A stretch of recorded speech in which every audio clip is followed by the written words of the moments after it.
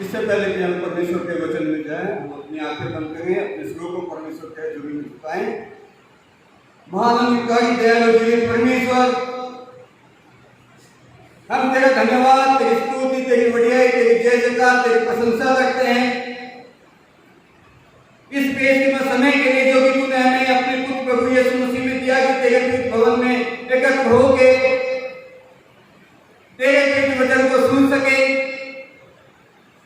पिता प्रभु हम तुझसे विनती करते हैं, वचन के बोलने वाले हमें प्रभु तेरा पवित्र आत्मा हम लोगों के बातचीत कर सके, ताकि तेरा पवित्र वचन हमारे जीवन में 30 गुना, 60 गुना, 100 गुना फल आए और तेरे पवित्र नाम की महिमा पूरी दुनिया में हमेशा हमेशा हो।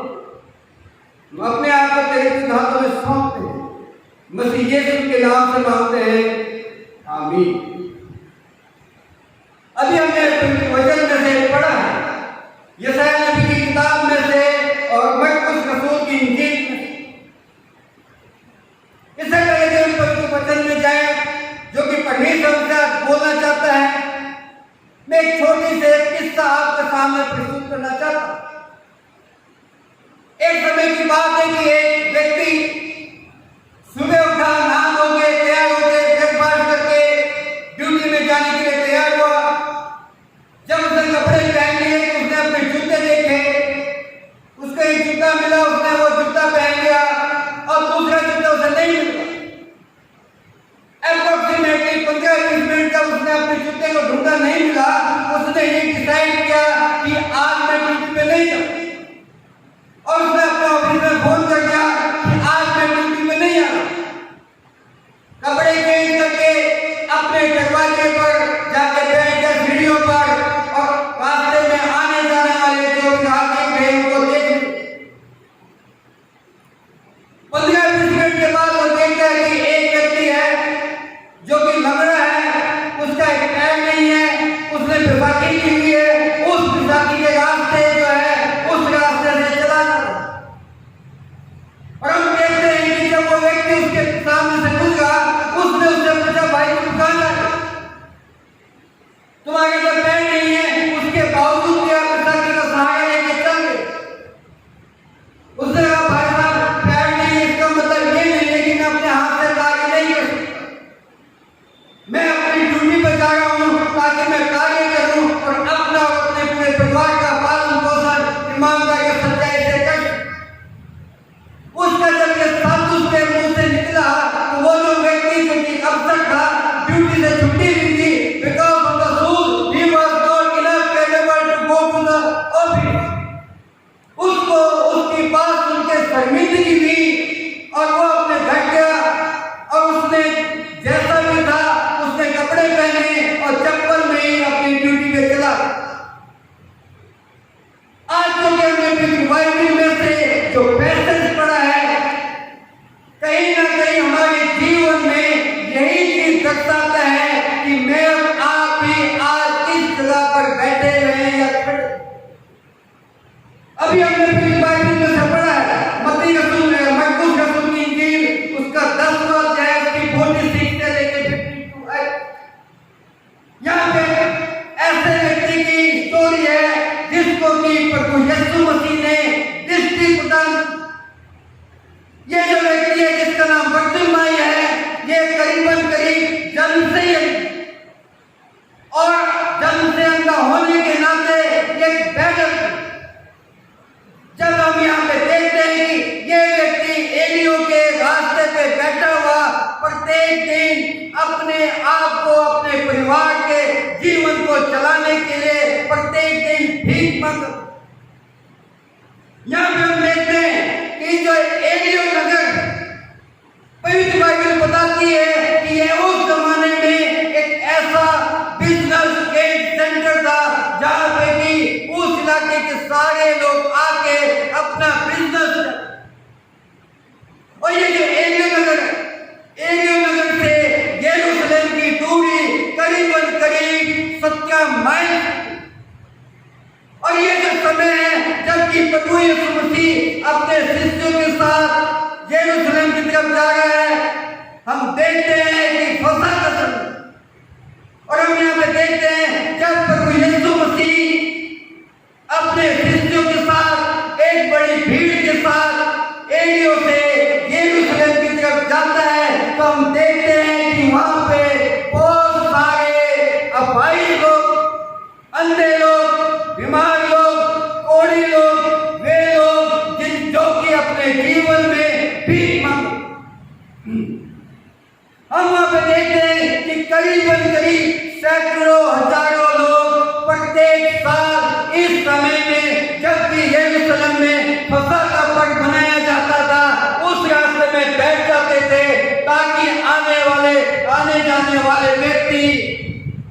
जो कि धार्मिक विचारों के थे, यरूशलेम में फसल का पर्व मनाने आया करते थे, उनको भीख दे सके और वे अपने साल भर की कमाई को इस सीजन में एकत्र करके अपना जीवन यापन करते।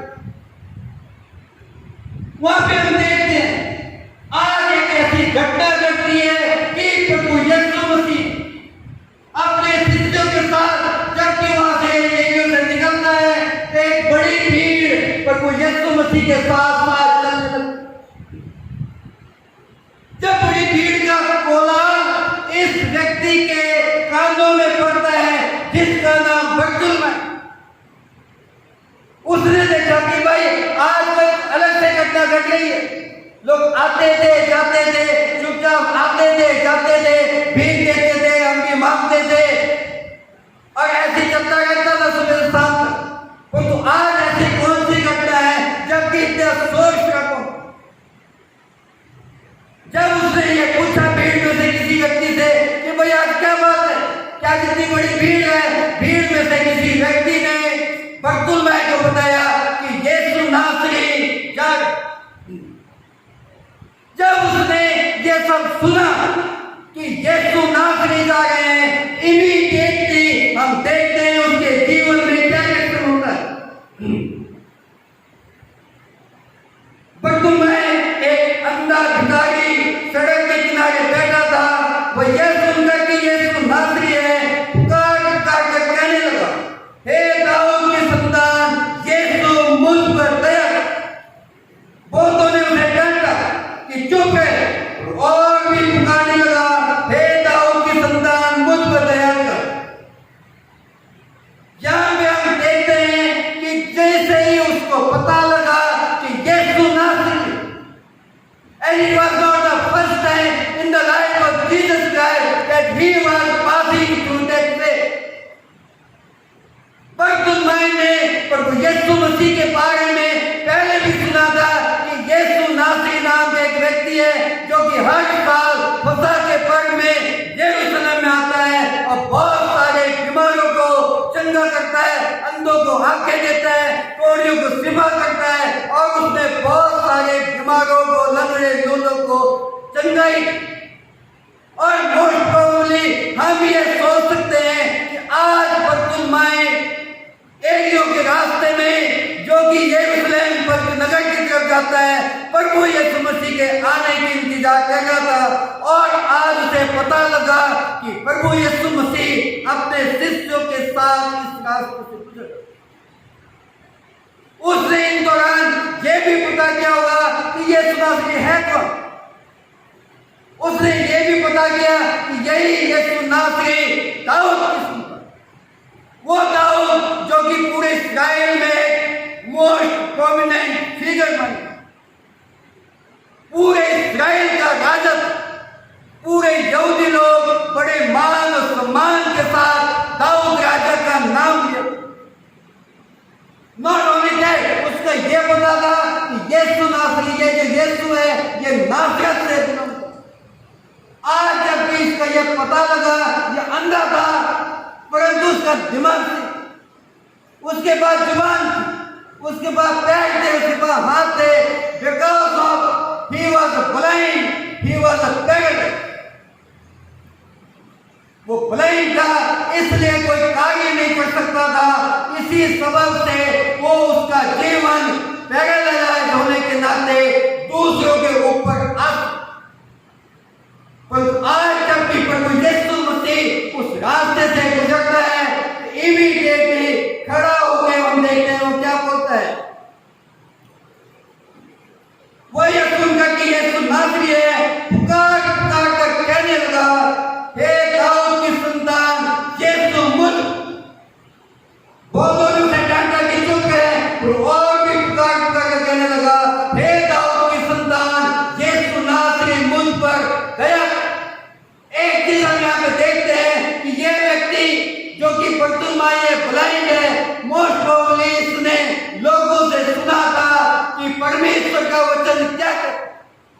यशायाह उसका 55 उसकी 56 आयत में लिखा है, जब तक यहोवा मिल सकता है उसकी खोज में रहो, जब तक वो निकट है उसे। आज जब उसको पता था, उसके सिक्स सेंस ने, उसके हृदय ने उसको बोला यही प्रभु यीशु मसीह जो कि दाऊद की संतान है, व्यवस्था में लिखा है कि यह परमेश्वर का पुत्र।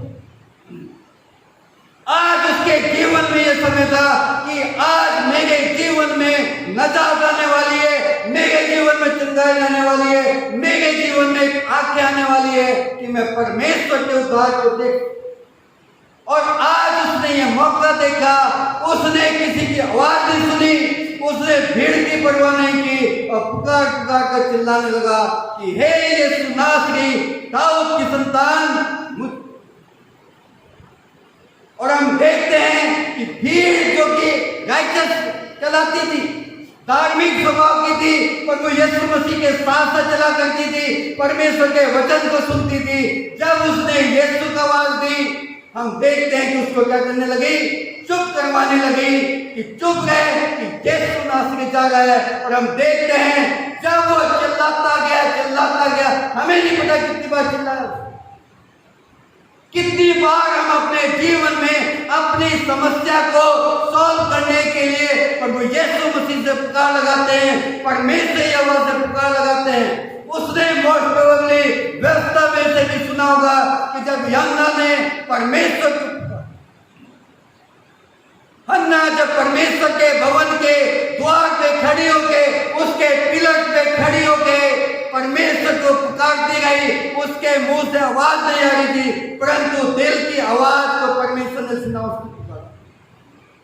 मोस्ट प्रोबेबली बरतुलमै को यह भी पता होगा कि जब नोआ नबी मछली के पेट में था, समुद्र के सबसे नीचे तलहटी में था, वहां से जब उसने परमेश्वर को पुकारा, परमेश्वर ने उसकी आवाज, पानी में जाके हम बोल नहीं सकते, पानी में जाके मछली के पेट में 3 दिन से पड़े हुए बदबू में जब वो योना नबी मूर्छित होने लगा, हम देखते हैं कि उसने परमेश्वर को दिल से पुकारा, परमेश्वर ने उसकी आवाज।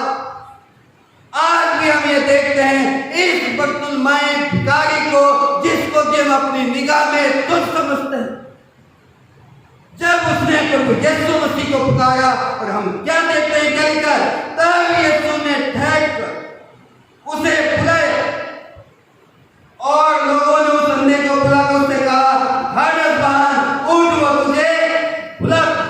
परमेश्वर का धन्यवाद हो, इतनी बड़ी भीड़ के बीच में प्रभु यीशु ने उस बरतुलमै की आवाज को। It is not easy to hear the voice while we are walking with the crowd. जबकि हम क्राउड के बीच में नाना प्रकार की बातें हो रही है, चिल्ला रहे लोग, हम किसी की आवाज को सुन नहीं सकते, हमें अलग जाना पड़ता है और हम कान लगा के मोबाइल में भी सुनते हैं, भाई कौन बोल रहा है, क्या बोल रहा है, किस प्रकार की बात। परंतु प्रभु यीशु जो कि सृष्टि करता है इंसान के दिल की, उसकी जुबान की, उसके मानसिकता की, उसने उस भीड़ में से भी बरतुलमै की आवाज को। परमेश्वर का वचन कहता है, मांगो तो तुम्हें दिया जाएगा, ढूंढो तो तुम पाओगे, खटखटाओ तो तुम्हारे लिए खुला। और हम ये भी देखते हैं कि प्रभु यीशु मसीह ने अपने जीवन में एक पापी व्यक्ति का एग्जाम्पल दिया। उसने परमेश्वर से प्रार्थना की कि हे परमेश्वर, मैं पापी हूँ, गुनहगार हूँ, तुच्छ हूँ, इस काबिल नहीं कि मैं अपनी आंख तेरी तरफ। परंतु हम देखते हैं परमेश्वर ने उसकी आवाज को, जो कि उसके दिल उसकी आवाज को सुन के उसके पाप को क्षमा। और यहाँ पे हम देखते हैं जबकि ये व्यक्ति जिसका नाम बरतुलमै है, उसने यीशु मसीह को आवाज दी, वही भी जो कि उससे कह रही थी चुप रहे। जब प्रभु यीशु मसीह ने उसे कहा कि उसे बुलाओ, उसने अपनी धोती, अपना गमछा, अपना कटोरा वहीं फेंक मार के क्या हो गया, प्रभु यीशु मसीह के पीछे। एक दिन मैंने दया सागर फिल्म देखी और ये सीन भी उसमें था। और हम देखते हैं जब भी उसने अपना लोटा फेंका, अपना गमछा फेंका, तो दूसरे लोग कहने लगे भाई अब अपना लोटा लेके जाओ कि भाई काम आएगा तेरे। उसने कहा आप मुझे इसकी कोई जरूरत नहीं। और इमीडिएटली वही भीड़ जो कि उसको चुप करवा रही थी, उसे रोक रही थी, उससे कहती है ये अपना कपड़ा फेंककर सिर उठा और यीशु के पास है। उन्होंने उससे कहा हालतवान यीशु तुझे बुला। हम देखते हैं जब वो यीशु मसीह के पास आता, पता नहीं कितने समय से वो भीख मांग, वो पैरालाइज हैंडीकैप लोगों की निगाह में तुच्छ गरीब, परंतु परमेश्वर के अनुग्रह से उसके जीवन में आवाज दी, वो बोल। हमारे जीवन में बहुत सारी परेशानियां हो सकती हैं, हमारे जीवन में बहुत सारी बीमारियां भी हो सकती है, हम कई तरीके से पैरालाइज भी हो सकते हैं, हम अपने जीवन से बहुत सारी कमियां भी हमारी, परंतु हम ये जानते हैं कि यीशु नासरी सच्चा और जीवित। हम ये जानते हैं कि परमेश्वर का वचन कहता है जब तक यह वह मिल सकता है तब तक उसकी खोज। मैं और आप हम सब मसीह प्रत्येक दिन सुबह दोपहर शाम परमेश्वर से प्रार्थना करते हैं, बाइबल पढ़ते हैं, उसका अध्ययन करते हैं।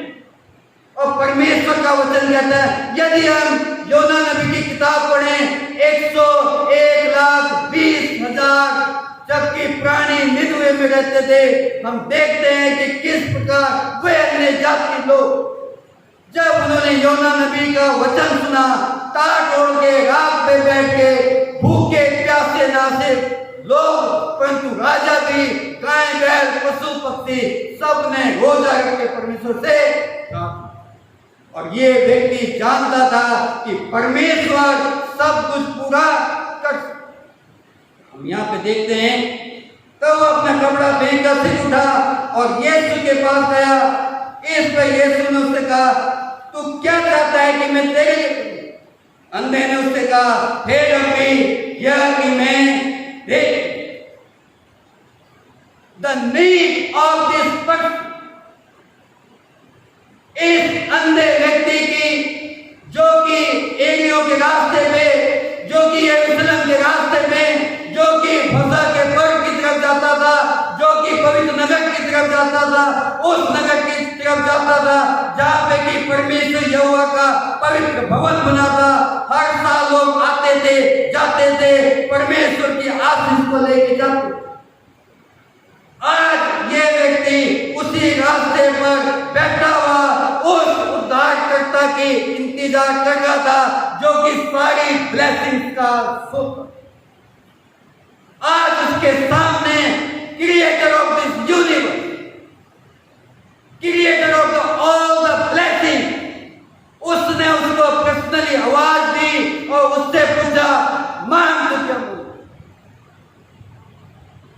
जब हम परमेश्वर के भवन में उसकी उपस्थिति में सुबह या शाम अपने घुटने पे बैठ के परमेश्वर के पास आते हैं, परमेश्वर हमसे पूछता है मांग तुझे। और आज हम देखते हैं भक्तुल मैंने कहा कि हे रब्बी यह कि मैं देख। जबकि पूरी दुनिया के अंधकार के स्वामी ने संसार के लोगों की बुद्धि भ्रष्ट कर, ब्लाइंड कर, पूरी दुनिया परमेश्वर के उद्धार को जो कि प्रभु यीशु मसीह में नीत है देख नहीं। आज मैं समझता हूं कि आज हमारी यही पुकार होनी चाहिए कि हे परमेश्वर जो कि मैं आत्मिक तौर से ब्लाइंड हूं, हे परमेश्वर मेरी आंखें। आज पूरी दुनिया कोविड-19 कोरोना नाम की बीमारी से डरे।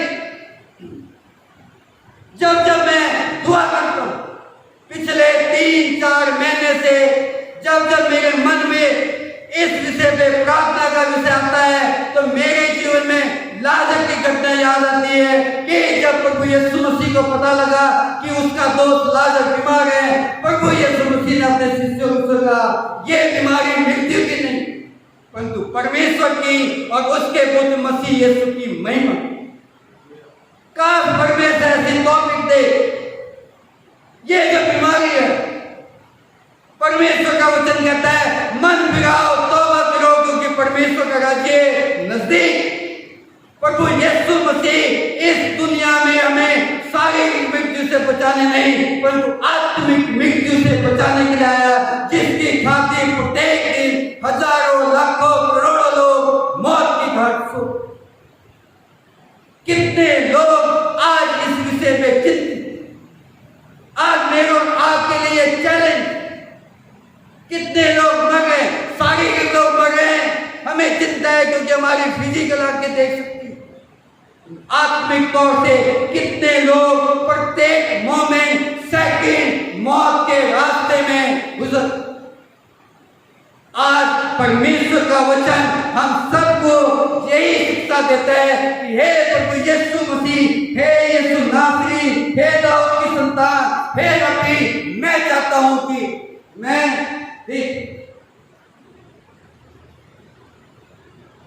यीशु ने उससे कहा चला जा, तेरे विश्वास ने तुझे। परमेश्वर की तारीफ, परमेश्वर महान।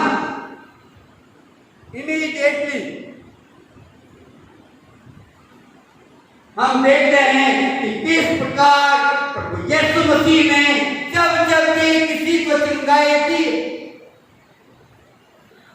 और सभी किस्सों में प्रभु यीशु मसीह ने कहा चला जा, तेरे विश्वास ने तुझे चंगा। उस विश्वास को लेके ये प्रतिमाएं 364 दिन से उस रास्ते पे बैठा हुआ भीख मांगा करता था कि आज नहीं तो कल, नहीं तो परसों प्रभु यीशु मसीह का।